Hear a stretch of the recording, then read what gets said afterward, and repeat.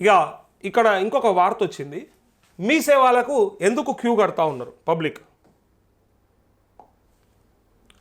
మీ సేవకు ఎందుకు పోతా ఉన్నారు అనేది ఒకసారి చూడండి. ఇక్కడ మీ సేవా సెంటర్ల వద్ద జనం బారులు. రేషన్ కార్డు దరఖాస్తు కోసం గంటల తరబడి క్యూ లైన్లు. ప్రజాపాలనలో అప్లై చేసుకున్న వాళ్ళు మళ్ళీ దరఖాస్తు. మొరాయిస్తున్న సర్వర్లు. ఇతర సేవలపైన ప్రభావం. కొత్త కార్డులకు ఎప్పుడైనా అప్లై చేసుకోవచ్చు, ఎలాంటి లాస్ట్ డేట్ లేదని అధికారుల వెల్లడి అంటూ ఇక బుధవారం హైదరాబాద్ ఎస్ఆర్ నగర్ మీ సేవ కేంద్రంలో క్యూ కట్టిన జనం అంటూ మీ సేవా సెంటర్ల వద్ద జనం బారులు. ఈ బారులు లాగా ఇట్లా ఎందుకు తీసుకొచ్చిరు చెప్పురు? అసలు ఫస్ట్ కారణం ఏంది? ఎవరి మిస్టేక్ చెప్పురు? మీరు పథకాన్ని మొదలుపెట్టిర్రు, గ్రామాలల్లో గ్రామ సభలలో తీసుకున్నారు, పట్టణాలల్లో వార్డు కమిటీలు వార్డు మీటింగ్ల కాడ తీసుకున్నారు.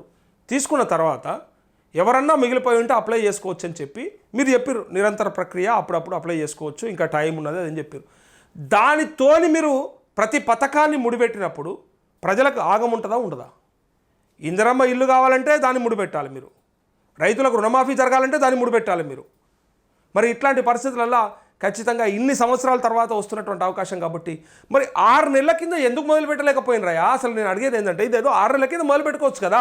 ఇప్పుడు మొదలుపెట్టి ఇప్పుడు ఆగమవుతారంటే పక్కాగా ఆగమవుతారు. మరి మీ సర్వర్లు ఏంటి? మీ లెక్కనే మీ తలకాయల లెక్కనే పనిచేస్తాయి ఆ సర్వర్లు కూడా.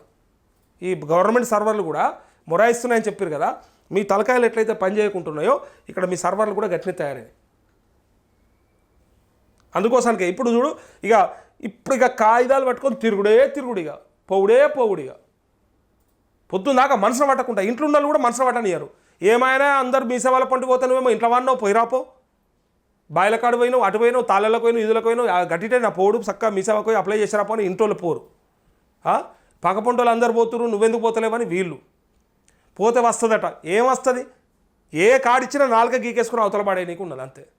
లేదంటే పొద్దుగలింత ఛాయ్ కాసుకోనికి పొయ్యిల కట్టెలలో ఏ నీకు తప్ప ఇంకా ఇదేనికి పనికిరాని కథ అయిపోయింది వీళ్ళు వేసేటి అన్నీ కూడా.